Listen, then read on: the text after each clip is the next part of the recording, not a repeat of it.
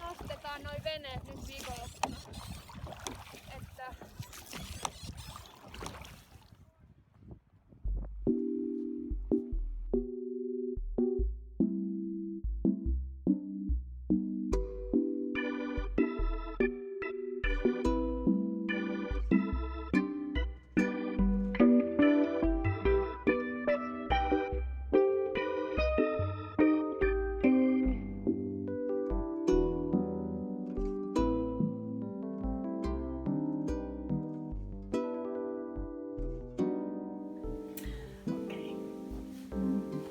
I'm Marika Maijala.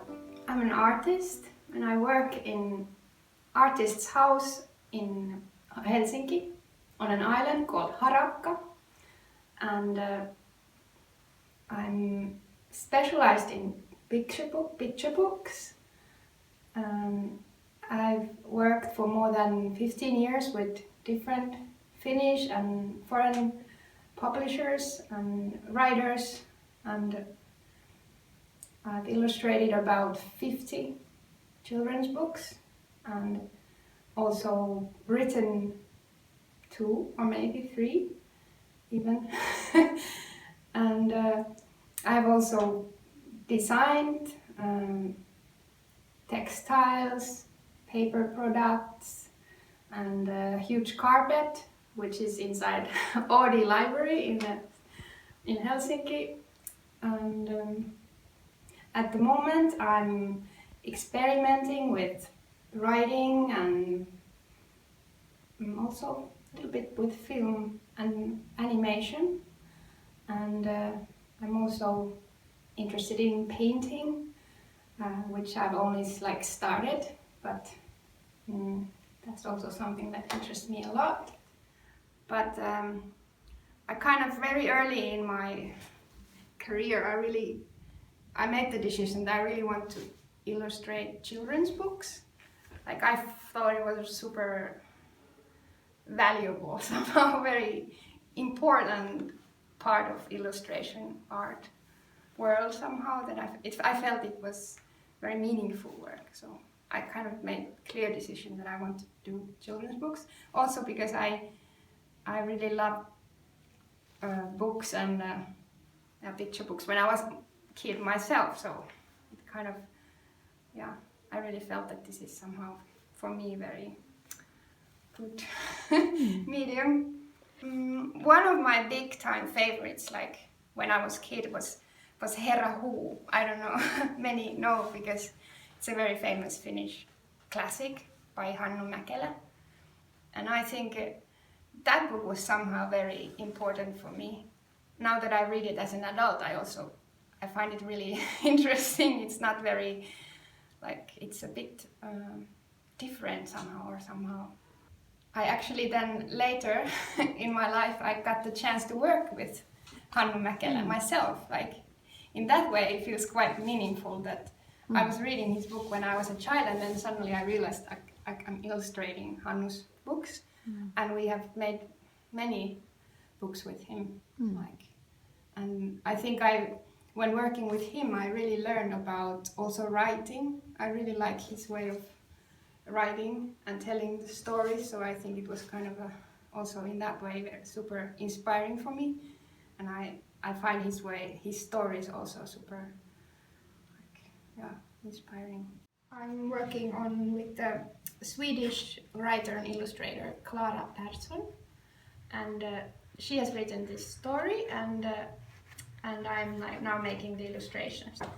And it's my favorite tools, like these crayons and then these notebooks. I also made the Ruusun Matka book. I drew it on these notebooks.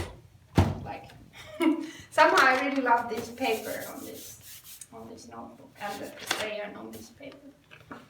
So, and this book is a story about expecting a baby in a family, and it's about the 3 siblings who are waiting for the new baby to arrive, but the time is very long and they are just waiting.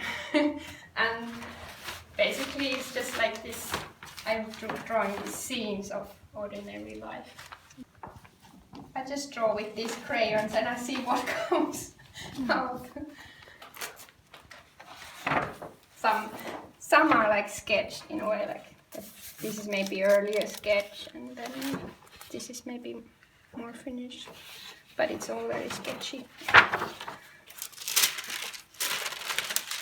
These are very early sketches for this book.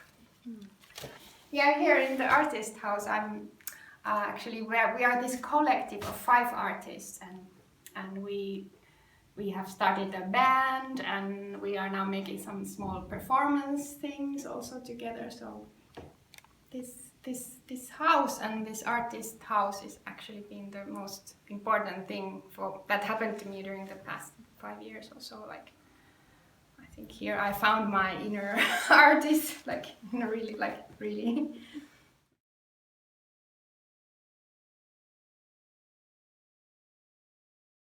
I will now read some pages from the Ruusun Matka, Rosie's Journey, which is the first picture book I have also written. And it was published in 2018 by Etana Editions, and Förlaget made the Swedish version. And for me it's important that this book was published both in Finnish and in Swedish at the same time. Ruusun Matka, Rosie's Journey. Rosie is running on the racetrack with 3 other dogs. She's the one in the red shirt. Rosie is the fastest. She's winning. The dogs ran after the electric rabbit. And after the race, the dogs are put into cages. And there's Rosie. She's quite tired. She only wants to sleep. But the night is restless. She cannot really sleep, and when she gets some sleep, she sleeps about real rabbits, not only the electric ones. Another day comes at the racetrack. Rosie is winning again, and she approaches the finishing line. But this time she doesn't stop. When she jumps very high. It looks like she's flying. Audience is whispering, and suddenly it's completely silent. A guy is whistling in his pipe. Rosie doesn't care. She's running. And she runs. A train comes and whistles. Rosie is just as fast as the train. Somebody takes a picture of her. She runs to the forest. She thinks she hears some barking and yelling, like someone was after her. So she continues running. In the morning she sees some light behind the trees. There's a house, a big house, in a big garden where an old lady is living. A little dog starts to bark, and Rosie runs away. There's a circus tent, and a little pony in front of the tent is what's the word? Hirnahta. I don't know. Magician daughter is practicing for the show. She doesn't see that the Rosie runs past by. Rosie runs to the city and to the station. She can again hear some pipes whistling, shouting. Again she remembers the racetrack and she runs faster. Watch out, a man shouts. Does anyone have a coin? A little lady asks. She's sitting by the stairs. But nobody stops. they are very busy. They are going to work, to metro, somewhere. Rosie runs further. The dog is is a dog of a friend of mine. She found Rosie in England, and Rosie had a very bad life, like she had been mistreated. But my friend found her and brought her all the way to Finland, and there she lived very happily with 3 other dogs, just like in the story. And I met her many times. She was quite a queen character.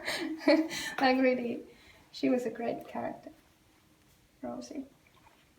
Try to somehow to keep in mind the child point of view by talking and drawing with children and somehow help their point of view to come out.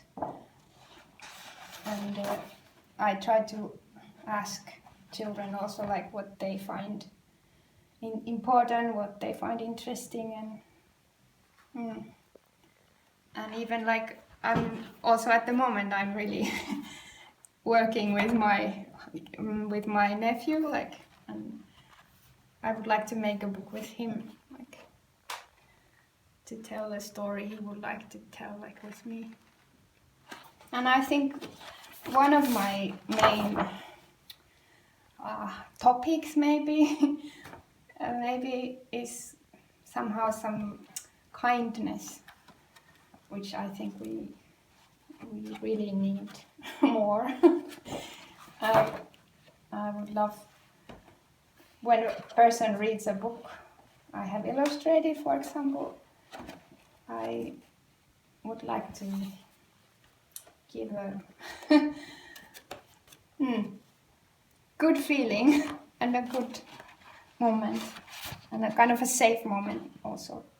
As an illustrator, I think for me it's super important to try to pay attention to how to represent things and what to represent and who is in the books acting and making appearance. I acknowledge that it's a really hard task, but I really want to bring different and many experiences and lives and characters in the books and give the reader the chance to find their own story or something they find interesting in the illustration and in the story as well. Of course, it's a hard task, but I think it's super important to keep in mind that there are so many different lives and experiences all the time happening here, and my viewpoint is very very narrow and and a really small part of this whole.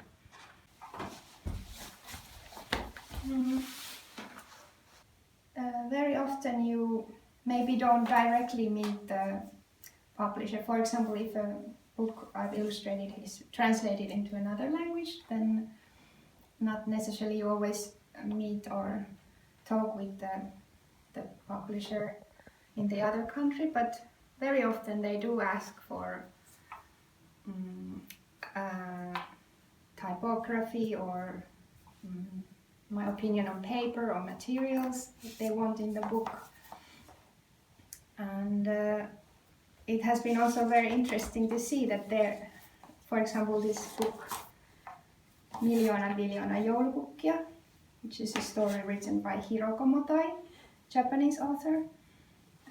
It has now been translated into more than 10 languages, and it's been great to see how each of these editions look a bit different, and every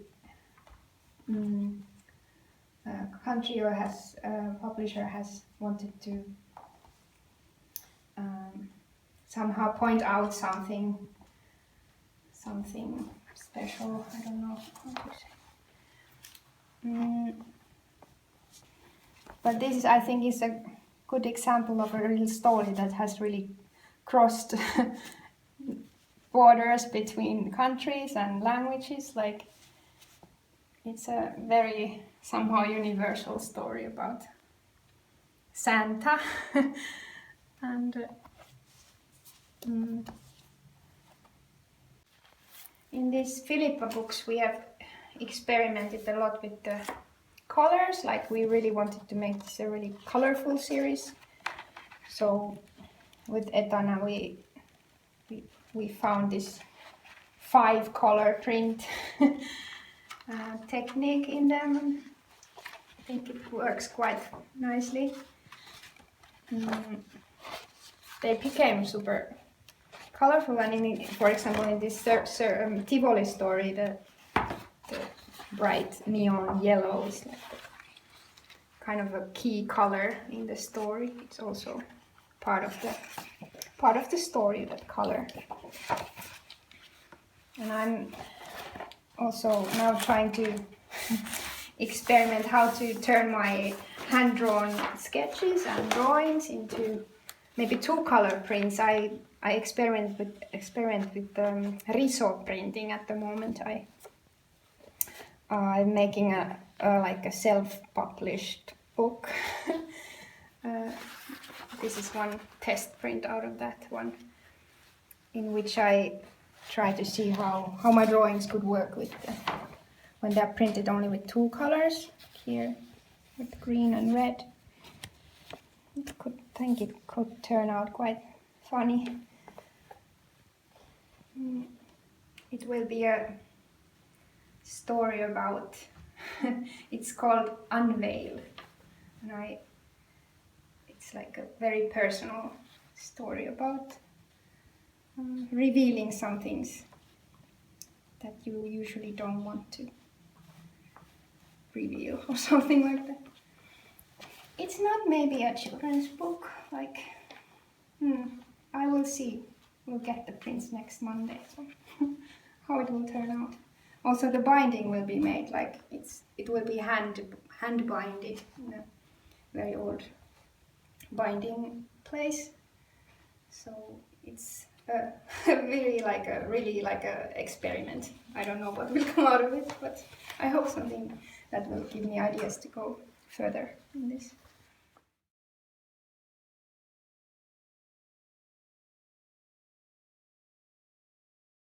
I think the best way to get ideas is to just start working, or just start drawing, whatever. You can have just like a empty paper and then just start filling it. And I think then the ideas come. They don't come out of nowhere. You just work towards them.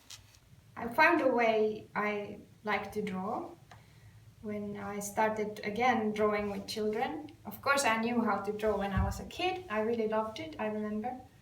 But then I kind of lost it, and then through all this life I've been kind of going towards that. And I think I found my way of making pictures when I was drawing with kids. My godchildren, my brother's kids, and many other children I know, like, they have taught me to draw again, or kind of just to enjoy the drawing, the process, and not to care too much what comes out of it or how it will look like. Maybe I don't know.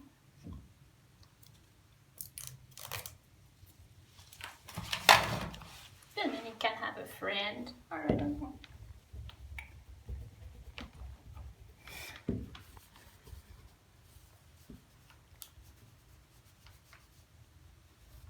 I don't like it, it's so sad. It's happy.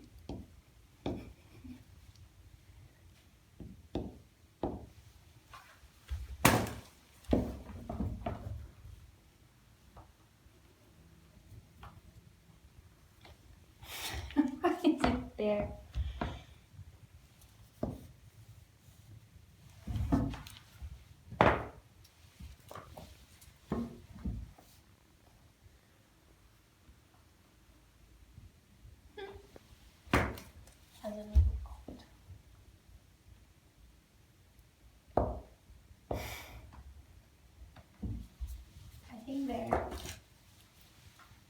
they are going somewhere together. They move.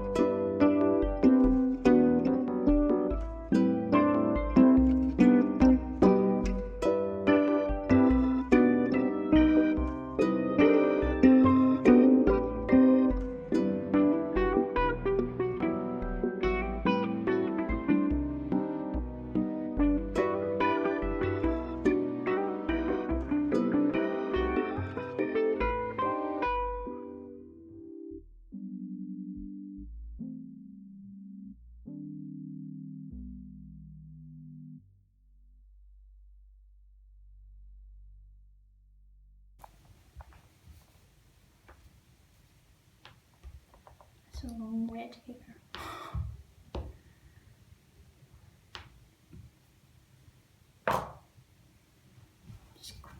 This one goes underground. There is a river. And often then you suddenly see something which kind of interests you, and then you follow that.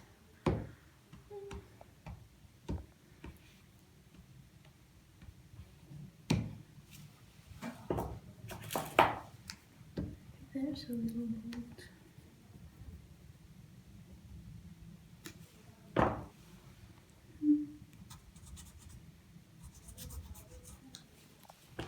Also, I like these crayons because then it narrows down the the choice. So yeah, you have these.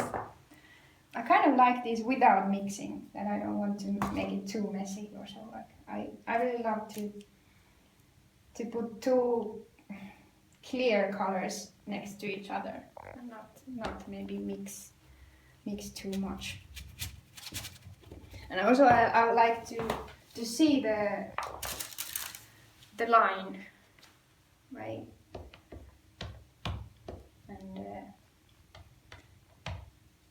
And I also think it's maybe I think I have found a nice line, like so. I want to see it. So you don't blend? I don't blend, maybe so. Maybe I should more. I don't know. But this red I love. It's really great.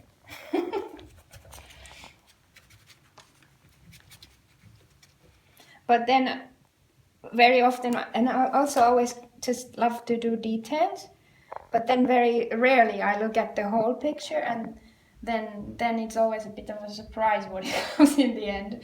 And I don't know, maybe this is not right, maybe you should think of the whole, but I just follow it, and then it comes, if it comes. And then if it's not good and I don't like it, I just throw it away. And sometimes, yeah, I throw away maybe 100, and then maybe 2 is nice. So I keep them. And, yeah, so in this drawing, for example, that I made, I don't know if it's a bit weird, but for example, this character here, I like a lot, and also how the color kind of becomes very messy here. So I think this is something interesting that I could kind of go further with. Maybe there's a little story in here. Of course there's Tiamat, but yeah. And I kind of worked through to go there.